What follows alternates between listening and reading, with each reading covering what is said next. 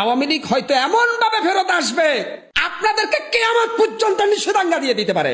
হাল পাইরেন না বড় ভাইরা, আমি কখনো আওয়ামী লীগের পক্ষে কথা বলি না, আমি সব সময় সত্য বলি। আওয়ামী লীগের যারা অন্যায় করেছে তাদের বিচার হোক, কিন্তু একটা দলকে নিষিদ্ধ করতে গেলে জনগণের মতামত লাগে। কত পার্সেন্ট জনগণ আওয়ামী লীগ নিষিদ্ধ চায় জরিপ করেন।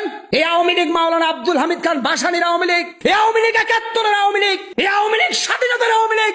আপনি সে আওয়ামী লীগ রাতারাতি ঘটা করে নিষিদ্ধ করে দিবেন, আপনার পায়ের নিচের মাটি কতটুকু গভীর, আওয়ামী লীগের শিকড় কত গভীরে সেটা আপনি জানেন। আমি কিন্তু আওয়ামী লীগ এখনো করি না, কারণ শেখ হাসিনার উপর আমার রাগ, কিন্তু তারপরেও বলবো ভাই, আরে মানুষ তো শেখ হাসিনার জন্য আওয়ামী লীগ করে না, বিএনপির মির্জা ফখরুলের জন্য বিএনপি করে না, জিয়াউর রহমানের জন্য মানুষ বিএনপি করে, আর আওয়ামী লীগ করে শেখ মুজিবের জন্য। শেখ হাসিনা তার কন্যা, সে চলে গেছে, কিন্তু আপনি যদি শেখ মুজিবের দলকে নিষিদ্ধ করতে যান, আপনি যদি মাওলানা আব্দুল হামিদ খান ভাসানীর দলকে নিষিদ্ধ করতে চান, তাহলে আপনারা কি নতুন স্বৈরাচার হবেন কিনা এটা